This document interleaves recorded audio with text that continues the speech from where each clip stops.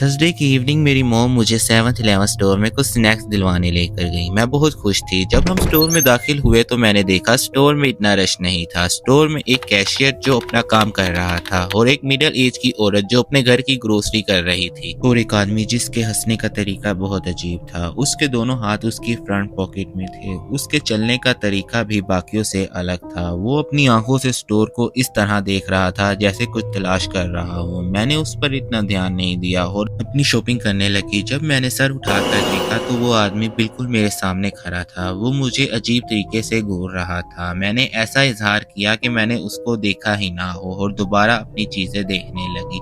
Store की घंटी दोबारा रिंग हुई। जो औरत अपने घर की ग्रोसरी कर रही थी वो चली गई थी। अब हम स्टोर में अकेले थे। स्टोर में बहुत सन्नाटा था। मैं जल्दी से अपनी मॉम के पास चली गई ताकि हम जल्दी से ग्रोसरी करके घर चले जाएं। हम फ्रोजन सेक्शन की तरफ बढ़े ताकि कुछ आखिरी चीजें लेकर घर चले जाएं। वो आदमी अभी भी हमारा पीछा कर रहा था। मैं जल्दी से अपनी मॉम के पास चली गई। मैंने शीशे के रिफ्लेक्शन में देखा कि वो आदमी बिल्कुल मेरी तरफ बढ़ रहा है। वो मेरे पास आया और बोला, प्यारी बच्ची यहाँ क्या कर रही है? मेरे पाँव डर के मारे एक जगह पर जम गए। मेरे दिल की धड़कन तेज हो गई। इतने में मेरी मॉम आई और उन्होंने उस आदमी को कहा, पीछे हट जाओ यहाँ से वरना मैं अभी पुलिस को बुलाऊंगी। वो आदमी अजीब तरीके से मुस्कुराने लगा। गुस्सा ना करो, अगर तुम्हारी बेटी को आदमियों से ज्यादा अटेंशन मिलती है तुम्हारी निस्बत। मेरी मोम ये बात सुनकर शौक हो गई। वो जल्दी से काउंटर पर गई और कैशियर से उस आदमी की कंप्लेंट कर दी। कैशियर ने जब हमारी ये सब बातें सुनी तो वो जल्दी से हमारे साथ उस आदमी के पास गया। सर आपको यहाँ से जाना होगा वरना मैं पुलिस को बुला रहा हूँ। ये बात सुनने के बाद वो आदमी वहाँ खड़े खड़े कुछ बड़बड़ाने लगा। फिर जाते हुए उसने स्टोर का दरवाजा इतनी जोर से बजाया कि खिड़कियां कांपने लगी। मैं डर के मारे वहीं खड़ी रही। मेरी मोम ने मुझे दिलासा दिया और समझाया, डरो मत, मैं तुम्हारे पास हूँ।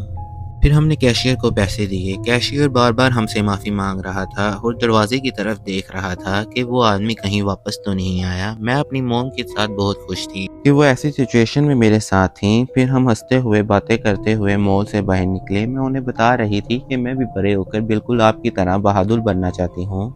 स्टोर से निकलकर हम पार्किंग की तरफ बढ़े जहाँ हमारी रेड कलर की गाड़ी पार्क थी।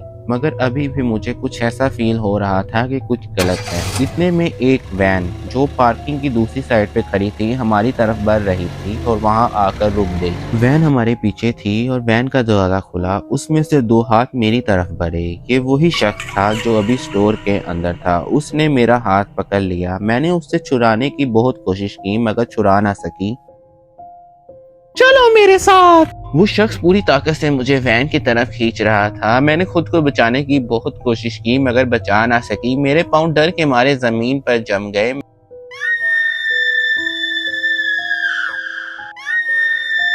मेरा दूसरा हाथ मेरी मोम ने पकड़ लिया। वो मुझे बचाने की कोशिश कर रही थी मगर उनकी ताकत कम थी। वो दोनों मुझे अपनी तरफ खींच रहे थे। मेरे हाथों में बहुत दर्द हो रही थी। इतने में उस शख्स ने मेरी मोम के चेहरे पर इतनी जोर से गुस्सा मारा कि उनकी नाक की हड्डी टूट गई और उनके ग्लासेस बाउंस होकर जमीन पर गिर गए। मैं अपनी मोम की तरफ देख ही रही थी कि उस शख्स ने मुझे अपनी पूरी ताकत से अपनी तरफ खींचा। मेरी मोम ने मेरा हाथ जोर से पकड़ा हुआ था। इतने में उस शख्स ने एक और मुक्का मेरी मोम के फेस पर मारा मगर मेरी मोम ने मेरा हाथ न छोड़ा। उन्होंने मुझे अपनी पूरी ताकत से पकड़ा हुआ था। छोड़ो मेरी बेटी का हाथ। उस शख्स ने मुझे अपनी तरफ खींचा और अपने कंधे पर उठा लिया और वैन की तरफ बढ़ा। मेरी मोम ने अभी भी मेरा हाथ पकड़ा हुआ था। मैं जोर से चिल्ला रही थी मगर मेरी मदद के लिए कोई ना आया। उसने वैन का दरवाजा खोला और मुझे अंदर डालने की कोशिश की। मैं बार बार अपनी मोम को अपनी मदद के लिए बुला रही थी। मेरी मोम ने मेरा हाथ पूरी ताकत से पकड़ा हुआ था और उस शख्स से बचाने के लिए उन्होंने अपनी पूरी कोशिश की। इतने में दो गाड़ियां हमारी तरफ बढ़ी।